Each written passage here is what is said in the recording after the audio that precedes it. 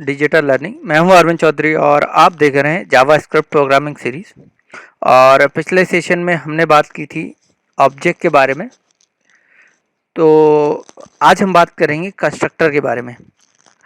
तो सबसे पहले हम आते हैं हमारे प्रीवियस प्रोग्राम पे ही। तो वहाँ पर हमने क्या किया था, ऑब्जेक्ट क्रिएट किया था और ऑब्जेक्ट के अंदर हमने 3 वेरिएबल लिए थे एंड देन एक फंक्शन लिया था। और इस ऑब्जेक्ट के थ्रू हमने क्या किया था, ID, name, salary and function को कॉल किया था। अब यहाँ पर एक सिचुएशन ऐसी आती है कि हमारे पास हमने सिंगल हमारा एम्प्लॉय है, हमने उसका डेटा एक ऑब्जेक्ट में स्टोर कर दिया। मीन्स ऑब्जेक्ट के पास क्या होगा, आईडी, नेम एंड सैलरी और फंक्शन का डेटा होगा।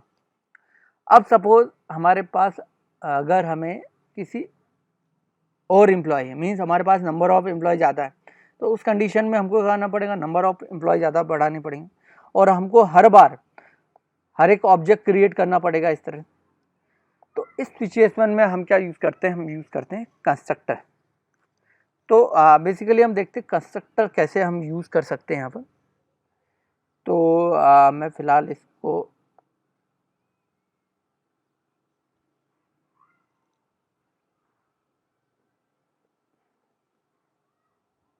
तो यहाँ पर हम क्या करेंगे, कंस्ट्रक्टर क्रिएट करेंगे। तो कंस्ट्रक्टर किस तरह क्रिएट करते हैं, तो यहाँ पर हम लिखेंगे फंक्शन,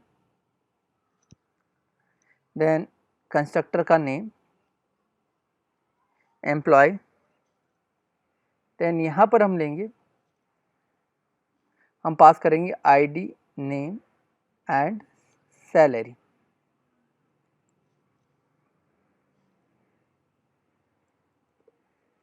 देन यहाँ पर हम लिखेंगे this dot ID equals to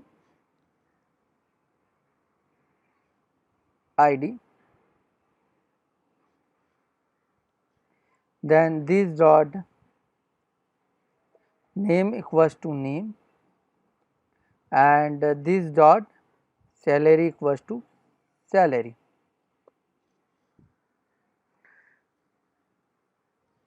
then हम क्या करेंगे, एक फंक्शन क्रिएट करेंगे डॉट शो। बेसिकली हमारा जो कंस्ट्रक्टर है वो भी एक तरह का फंक्शन ही है। तो यहाँ पर हम यूज़ करेंगे फंक्शन,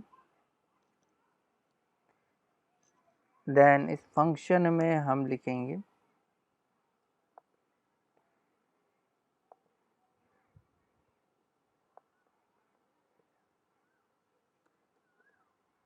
राम एम्प्लॉय। अब यहाँ पर हम सपोज हमारे पास मल्टीपल एम्प्लॉय है, तो उस कंडीशन में हम क्या करेंगे, यहाँ पर ऑब्जेक्ट क्रिएट करेंगे। तो यहाँ पर हम लेंगे variable E1 equals to new employ. तो यहाँ पर हम क्या क्रिएट कर रहे हैं, ऑब्जेक्ट क्रिएट कर रहे हैं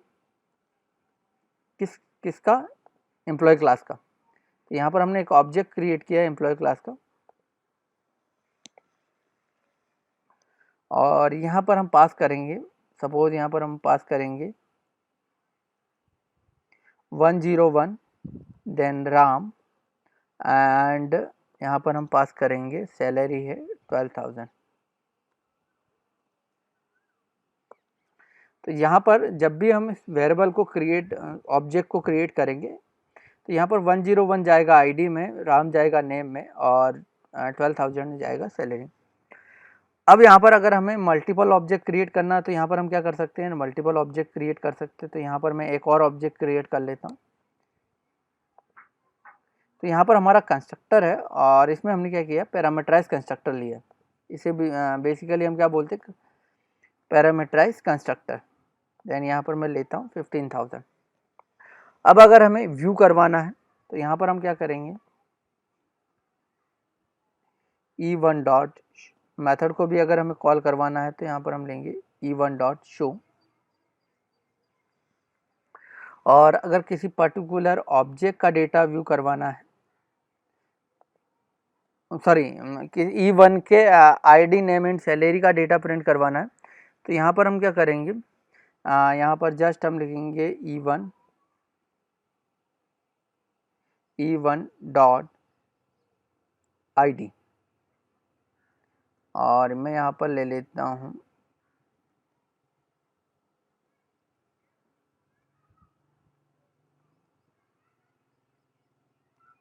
BR। तो यहाँ पर आप देख सकते हैं 101, मैं यहाँ पर भी ले लेता हूँ BR टैग।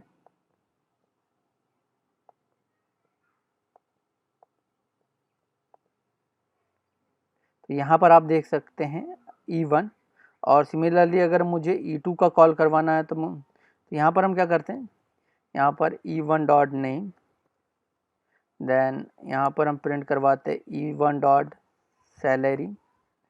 सिमिलरली हम क्या करते हैं, यहाँ पर E2 का भी डेटा प्रिंट करवाते हैं, तो यहाँ पर हम लेंगे E2 एंड E2। तो इस तरह हम क्या कर सकते हैं, मल्टीपल जो हमारे ऑब्जेक्ट है, मीन्स हर एक ऑब्जेक्ट क्या करेगा, हर एक ऑब्जेक्ट के पास क्या होगा, कॉपी होगी, आईडी, नेम एंड सैलरी और फंक्शन की कॉपी होगी। तो हर एक ऑब्जेक्ट क्या करेगा, आईडी, नेम एंड सैलरी को होल्ड करके रखेगा। तो ये था हमारा कंस्ट्रक्टर जो कि एक पैरामीटराइज्ड कंस्ट्रक्टर है। तो आज के लिए इतना ही। Thank you for watching this.